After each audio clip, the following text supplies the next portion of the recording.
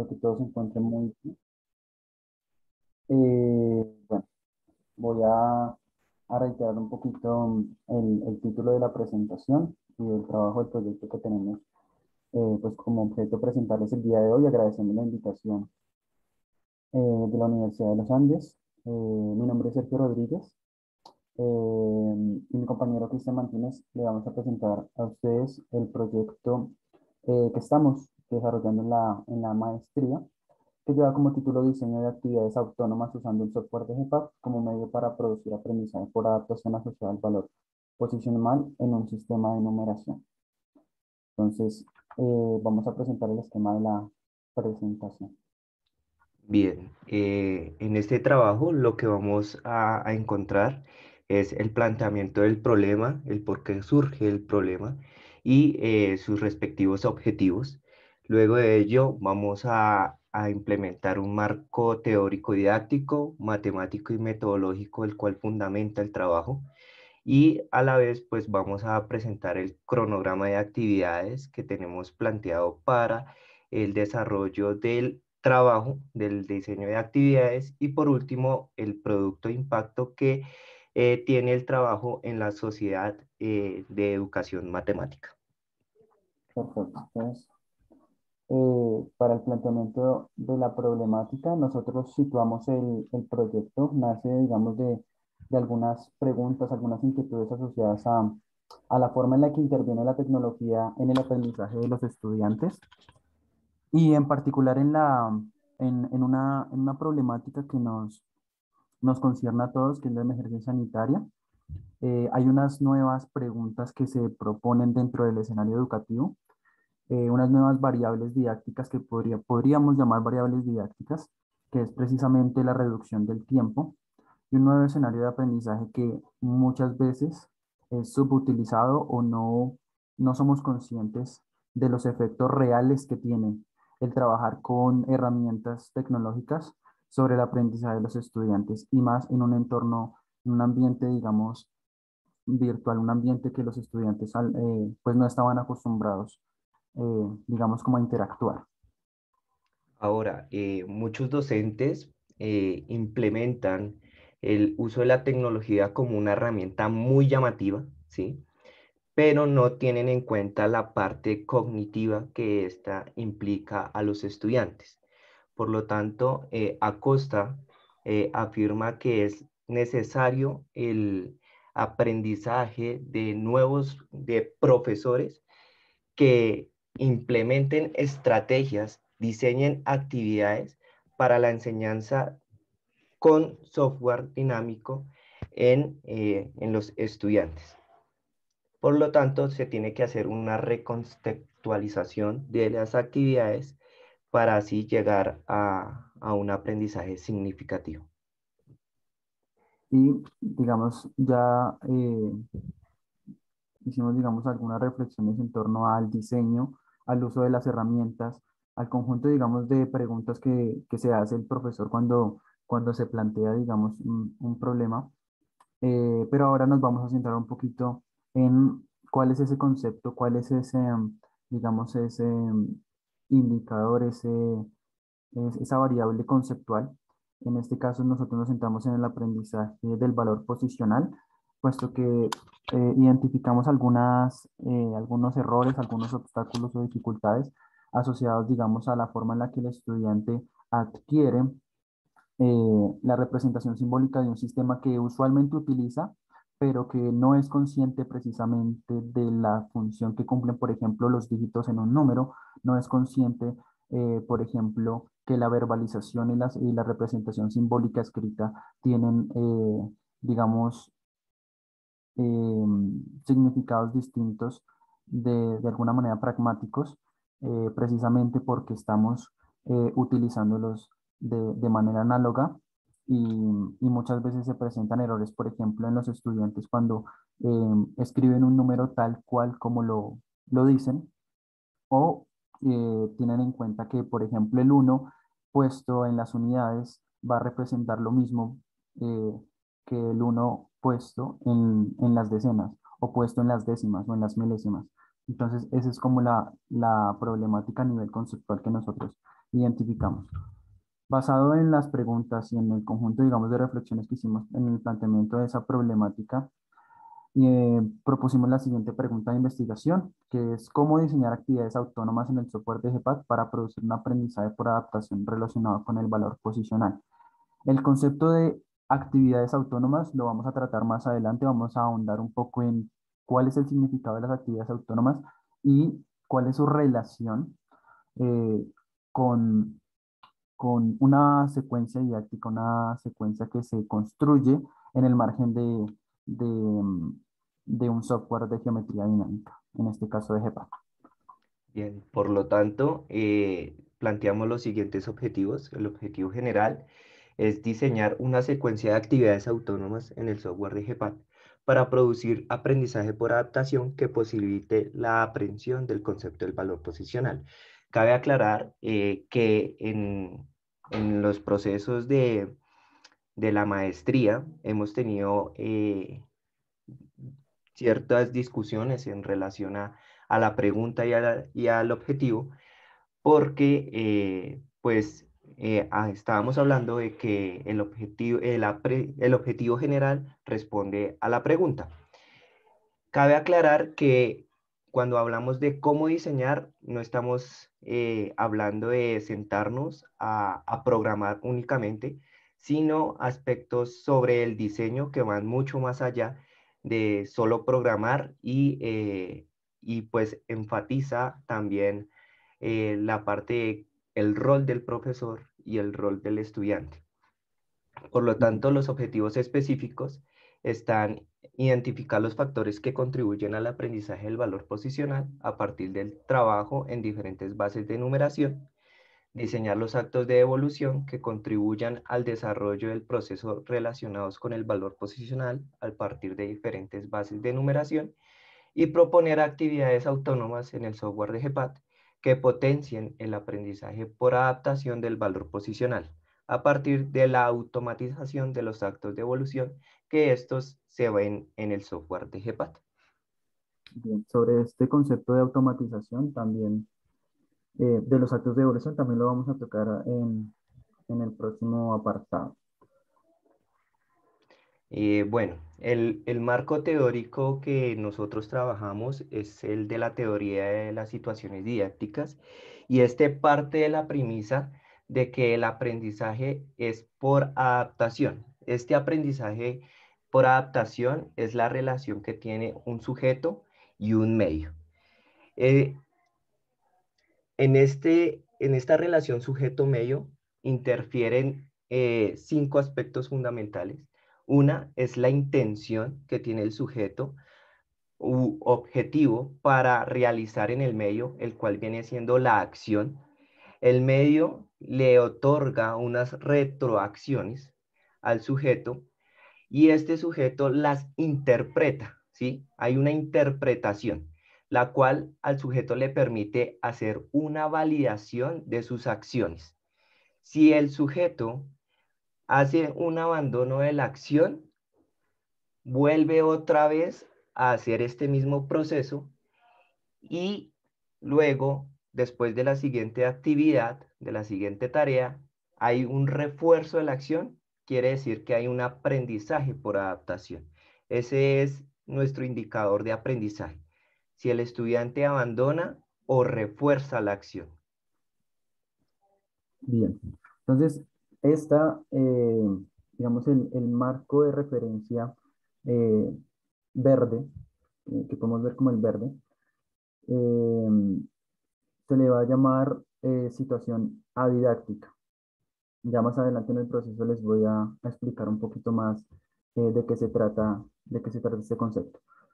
Una situación didáctica en esta teoría es una situación en la que intervienen digamos, tres elementos importantes: el profesor, el sujeto y el saber.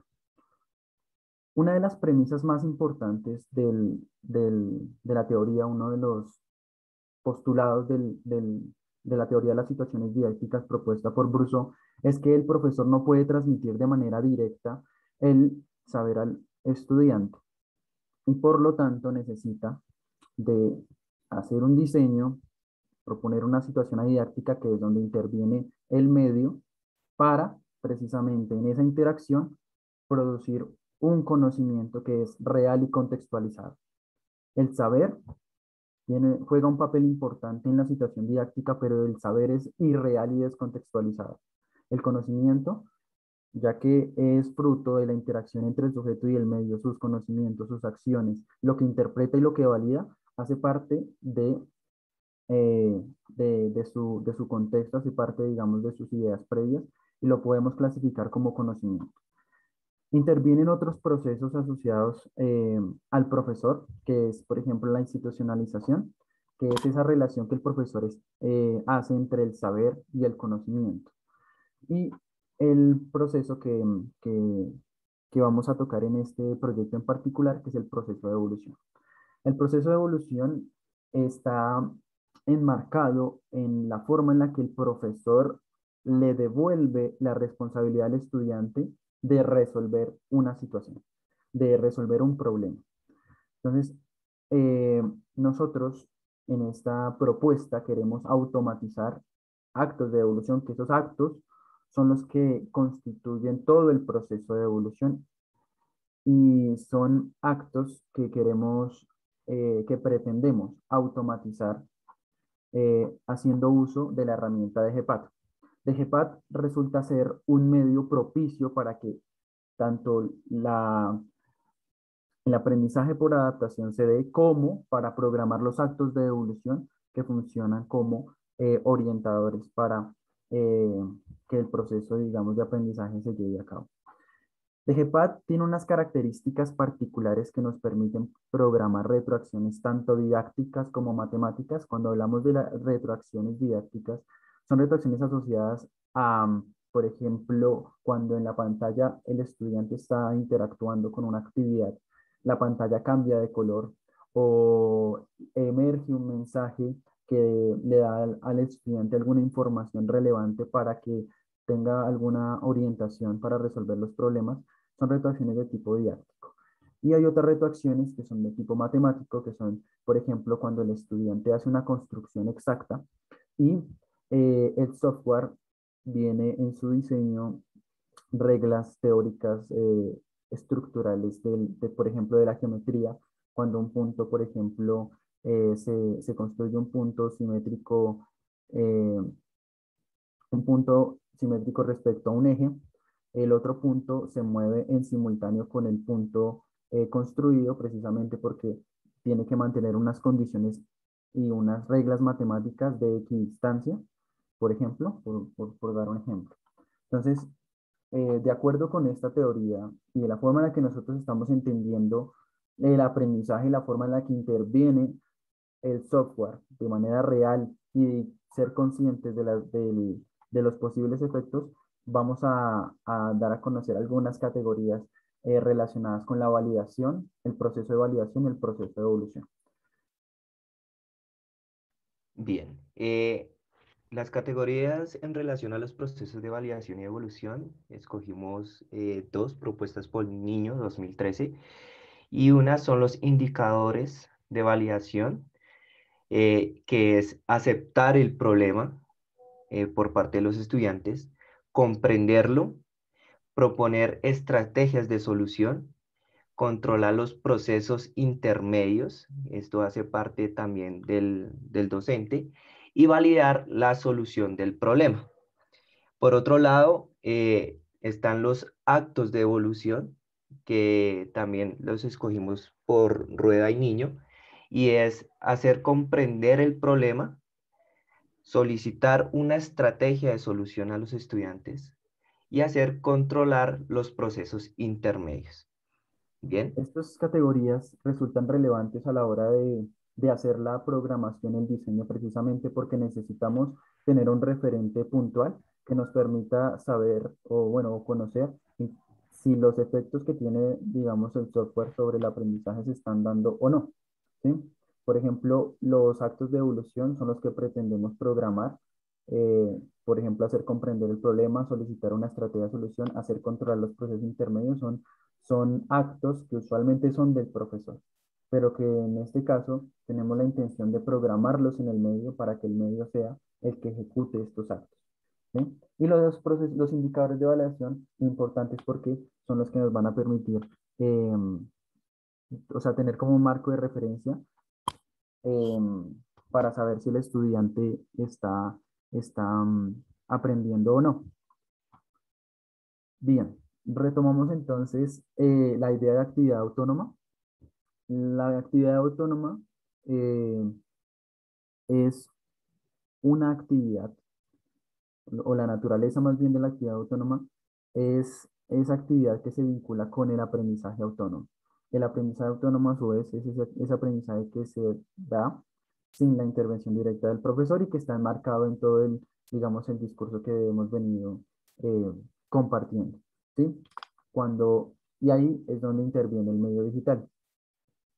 Precisamente en la interacción estudiante-medio es donde estamos hablando de un diseño que efectivamente promueve el aprendizaje, establece un escenario donde hay aprendizaje por adaptación sin la intervención directa del profesor. Este medio, lo que, como ya lo habíamos comentado, genera la automatización de los actos de evolución propuestas por el software, y ya que este es propicio para el aprendizaje, generando retroacciones tanto didácticas como matemáticas. Bien. Ahora vamos a ahondar un poco en el concepto del valor posicional. Vamos a compartirles un poco cuáles son los referentes que hemos tenido en cuenta. Precisamente primero, en la constitución, en la forma en la que los estudiantes eh, tienen la primera interacción con un sistema de numeración. En nuestro caso, pues el sistema de numeración base 10.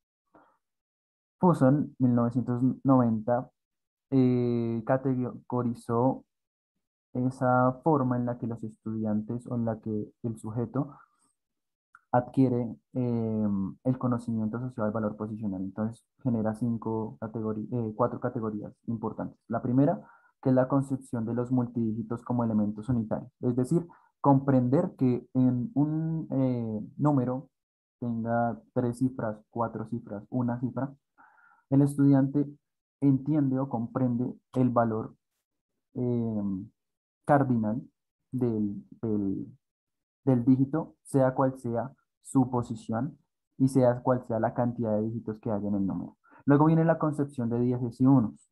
Ya en esta segunda categoría emerge un proceso asociado a la agrupación. ¿Por qué de dieces? Porque es precisamente el sistema con el cual se tiene contacto, ¿sí? Eh, no solamente en la escuela, sino en otras actividades diferentes. Y el estudiante precisamente empieza a hacer agrupaciones de dieces y agrupaciones de unos. Y empieza a formar un poco ya la construcción del concepto de valor, de valor posicional. Luego viene la conciencia de las agrupaciones de elementos unitarios, que es precisamente saber que hay agrupaciones iniciales para pasar de una posición a la otra y que a su vez para pasar de una segunda posición, por ejemplo las decenas, para pasar a las centenas, se deben hacer agrupaciones nuevas de dieces, pero que esas agrupaciones llevan agrupaciones que se han hecho en procesos anteriores y que por lo tanto la última posición son agrupaciones de agrupaciones de agrupaciones. ¿Sí? Entonces, establecer una conciencia en ese marco es un poco más complejo. Y por último, perdón, por último viene el reconocimiento de la colección y los grupos que constituyen en el marco del significado general y no particular de los elementos, que es ya el abandono de la comprensión asociado al número únicamente, o sea, diferenciado de los otros, sino que ya comprende la función de la posición de los números en un número que tiene diferentes dígitos. Vienen algunas estrategias, errores y dificultades, algunas ya las he comentado anteriormente, que precisamente tiene que ver con la verbalización y la forma de representar de manera escrita el número. la forma también en lo que el estudiante comprende que, por ejemplo, el número cambia de valor cuando se cambia la posición de los números. Muchas veces 12 y 21 tienen el mismo significado, aunque se escriban en distinta posición, tienen el mismo significado para los estudiantes, precisamente porque se utilizan los mismos números. ¿Sí? Hay otras dificultades asociadas, por ejemplo, a la forma en la que el uno representa en 14 lo mismo que representa uno en 104, por ejemplo. ¿Sí? Hay dificultades asociadas a la ausencia de cantidad, a la comprensión del cero en la posición, precisamente porque el cero, hay algunas, digamos, algunos obstáculos epistemológicos de, de ausencia de cantidad, precisamente porque el primer acercamiento de los estudiantes está asociado a los números naturales, los números con los que contamos y con los que ordenamos. Bien, ya por último, en relación al marco matemático cognitivo, nuestro trabajo da la apuesta a que trabajar con niños desde inicios de escolaridad en diferentes bases en relación al valor posicional nos permite llegar a la base decimal comprendiéndola mucho mejor, ¿sí? Eh, por lo tanto, teorizamos esta puesta en juego y Arredondo y su ley dice que los procesos operacionales en otras bases diferentes al sistema de numeración decimal le permite al estudiante mejorar interpretaciones y ejecuciones logarítmicas para la solución de problemas. Entonces, nuestro producto, que es el diseño de actividades, parte de actividades, tareas propuestas en diferentes bases para un mejor aprendizaje del valor posicional en base 10 de los estudiantes. Entonces, nuestra metodología de investigación y del diseño em, es la metodología de ingeniería didáctica propuesta por ARTIF 1995. Esta metodología tiene cuatro fases, eh, digamos a nivel general, importantes. El análisis preliminar, que es ese análisis que se hace a nivel cognitivo, epistemológico del concepto. Un análisis que se hace a nivel de los antecedentes que hemos venido haciendo también, eh, asociados, digamos, a ese concepto que está en juego, en este caso, el valor posicional. Eh, Está el análisis a priori, que es un análisis que busca hacer un proceso de anticipación relacionado con las acciones que los estudiantes posiblemente lleven a cabo en la interacción con el diseño. ¿Sí? Entonces, el estudiante, el profesor, disculpen, el profesor establece una serie, digamos, de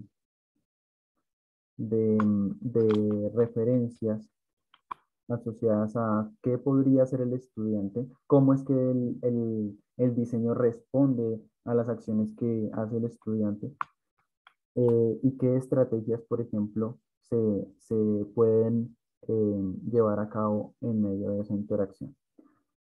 Luego viene la etapa de experimentación, que es precisamente la etapa donde se pone en juego el diseño y la interacción con el estudiante, para luego establecer el análisis a posteriori, que es precisamente validar si lo que se anticipó se dio de la forma en la que se creía que se iba a dar o no. Es una metodología que, como lo podemos ver de manera evidente, es una metodología que se enmarca en la validación interna. ¿Sí? Bien. Cabe aclarar que en nuestro trabajo se enfatiza en tres partes. Un análisis preliminar, el diseño y el análisis a priori y un pilotaje. ¿sí? Ya que nuestro objetivo es el diseño de actividades por medio del software, ¿sí? Bien. Entonces, se va a enmarcar en estas tres etapas. Estas son una serie de tareas propuestas para el diseño. Son tentativas. Nosotros hacemos como pueden ver, hay un objetivo, hay una descripción de la tarea, hay una lista de posibles acciones. Esto es marcado en el proceso del análisis a priori. Hay unas posibles respuestas también asociadas a las posibles acciones. Y digamos que, bueno, vamos a describir un poco más en detalle estas tareas. Ya vamos finalizando. Eh, les voy a presentar en este momento el, el diseño, La figura. la figura que Entonces, hemos programado hasta el momento. Entonces, como pueden ver en la pantalla, hay tres casillas que van a ser las veces de la posición de un número. En este caso estamos trabajando con base 3. Aquí hay unos elementos, por ejemplo, en este caso es un elemento, es una varilla. La varilla va a cumplir la función de permitir ejecutar ese proceso de agrupación. Estos elementos verdes son los elementos unitarios de cada una de las casillas. Hay elementos unitarios en este caso, elementos unitarios en la casilla azul y elementos unitarios en la casilla naranja. Vamos a hacer una demostración muy sencilla para que pues podamos establecer una relación directa entre lo que estamos haciendo en el trabajo y cómo se espera que se establezca o se cree el diseño. Entonces, el estudiante va a tener la oportunidad de agrupar los elementos en una varilla. Va a tener la oportunidad también de desagruparlos. Hay una función que permite desagruparlos. Como podemos observar también, la varilla no se va a poder pasar a la siguiente casilla hasta que la varilla esté completamente llena. Si hay dos elementos, como lo he mencionado con anterioridad, estamos trabajando en base 3 para el diseño de esta actividad. Como tenemos dos elementos, tampoco permite pasarlo. Cuando tenemos ya tres elementos, es posible pasar. Aparece un script, una retroacción didáctica, ¿sí? El estudiante, este le va a llamar la atención al estudiante. El script ejecuta un letrero, aquí pues es una prueba. Es posible pasar todos los puntos a la casilla azul. Entonces, bueno, acá ofrecemos disculpas, hacen falta los signos de interrogación, era una prueba. Se le da la oportunidad al estudiante de responder si sí o si no. Como podemos también observar, un punto por sí solo no puede pasar precisamente porque hay una estructura a nivel posicional y esto ya es una retroacción a nivel matemático, y es que los elementos unitarios solo pertenecen a su casilla hasta que no se agrupen como lo hicimos en este caso. Entonces, el estudiante va a poder responder. El estudiante, por ejemplo, indica que sí se puede continuar. Entonces, lo que va a hacer es volver a intentar, le va a hacer repetir la tarea, ¿sí? y Entonces, eso el parte estudiante va a volver a agrupar los puntos y la idea es que sea consciente de lo que está pasando con el medio. Cuando el estudiante responde que no, en este caso, se le hace una invitación, que escriba en el cuaderno por qué no se pueden pasar los puntos a la casilla azul o al robo de azul que lo llamamos en este caso. Entonces, eso es como una demostración de las posibles retroacciones didácticas y matemáticas en nuestro diseño. En este caso, pues, como pueden ver, detrás, digamos, de esta actividad hay una serie de programación asociado a todas las retroacciones didácticas y matemáticas que debemos tener en cuenta en DGPAT. Debemos tener en cuenta la cantidad de varillas que hay, debemos tener en cuenta cuál es la cantidad de puntos que hay, cuántos se han agrupado, cómo es que se deben imantar los puntos, cómo se pueden desagrupar los puntos y ese conjunto, digamos, de retroacciones y ese conjunto de retroacciones que debemos programar, pues están asociados a estas expresiones programadas también en el software de GPAT. Entonces, pues vamos ahora sí a ir cerrando con la presentación, presentándoles pues nuestro producto de impacto. Bien, el producto, como lo podemos ver, es un diseño de actividades autónomas en el software de GPAT, ¿sí? Que pues le permite al estudiante un aprendizaje autónomo.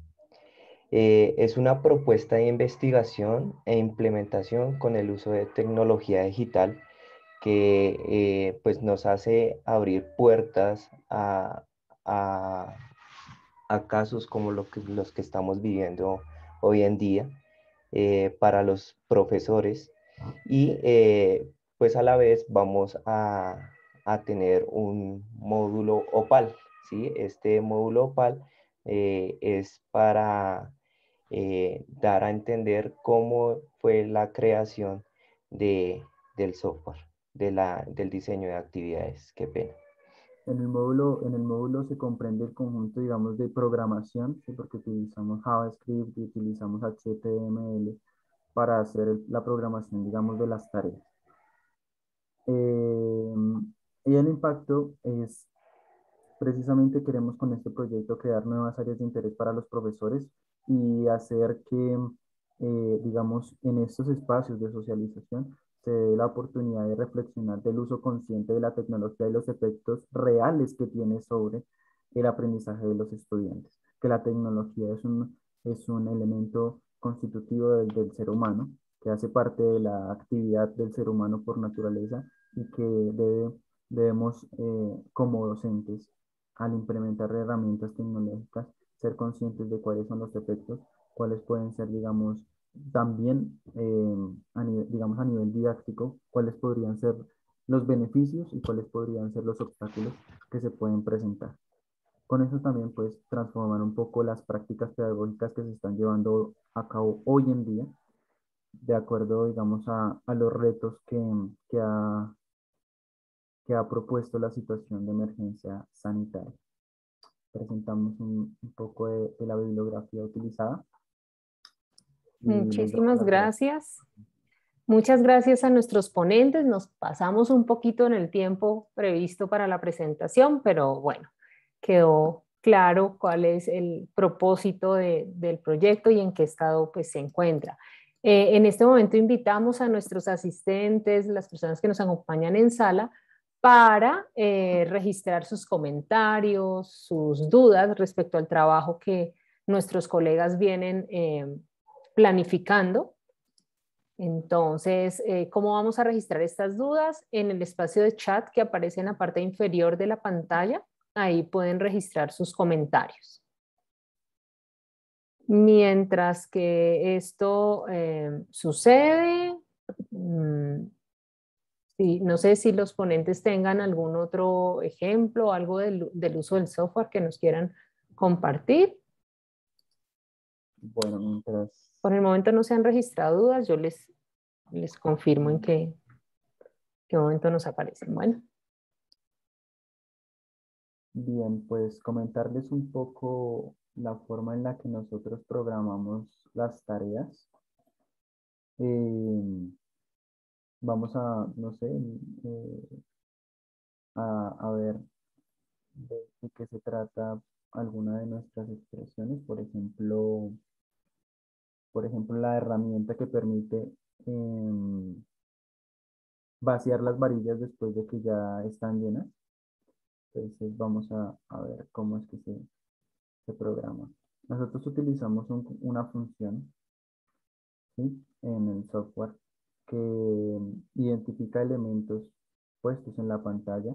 Colocamos un nombre para que precisamente lo podamos utilizar durante toda la ejecución y que además pueda, digamos, de alguna forma la expresión ser consciente de qué posición está ocupando y a qué elemento está asociado eh, y qué distancia. Por ejemplo, jugamos mucho con las distancias. Precisamente cuando la distancia del punto a la varilla se hace cero, entonces se ejecuta una función. Cuando es diferente de cero, entonces se ejecuta otra función, eh, que es precisamente lo que se hace acá con, con la programación. Y por Vale. aquí hay una pregunta Sí, de soy la profesora Zoraida Zoraida. Ujú. Eh, Marroquín. bueno, eh, si me permite, Sergio, contestarla. Tranquilo. Sí. Listo. Bueno, la población que se implementará esta secuencia de actividades, ya hicimos un pequeño abordaje a una población de segundo de primaria, ¿sí? Y nuestros asesores tienen la fe de que los niños pueden hacer grandes cosas y también nosotros tenemos esa fe y lo vamos también a ejecutar a niños de primero de primaria. Entonces, esa es la población a la que vamos a llevar a esta secuencia de actividades, niños de primero a segundo de primaria. Sí, a veces, muchas veces nosotros creemos que los estudiantes hacen, o sea, los estudiantes pueden hacer a veces más de lo que nosotros creemos. Entonces, por eso también queremos como ir bajando, o sea, ir como que experimentando con otras poblaciones para ver cómo se responde a la actividad. Además que nuestra puesta en escena es también a diferentes bases para llegar al entendimiento del valor posicional en base 10 y pues así ejecutar mejores operaciones y logaritmos ya en el transcurso de la escolaridad. Bueno, hay otra pregunta respecto a qué tipo de actividades, qué otro tipo de actividades se podrían diseñar con este recurso tecnológico. Bien. Hay esta secuencia de actividades que les llama ingenierías didácticas. Nosotros, desde el semillero de investigación EduTecma, adscrito a la Universidad Distrital, se han hecho algunas ingenierías que podemos ver aquí, están disponibles en la página web de GEPAD Colombia. Este sitio Perdón, web, profesor, ¿nos podría por favor compartir el enlace claro que acá en sí, el chat? claro que sí. ¿El acceso es abierto a este El material? acceso es abierto, sí, señora. Perfecto. Entonces, ahí lo estoy compartiendo. Los va a llevar directo a las propuestas de aprendizaje que ya están diseñadas.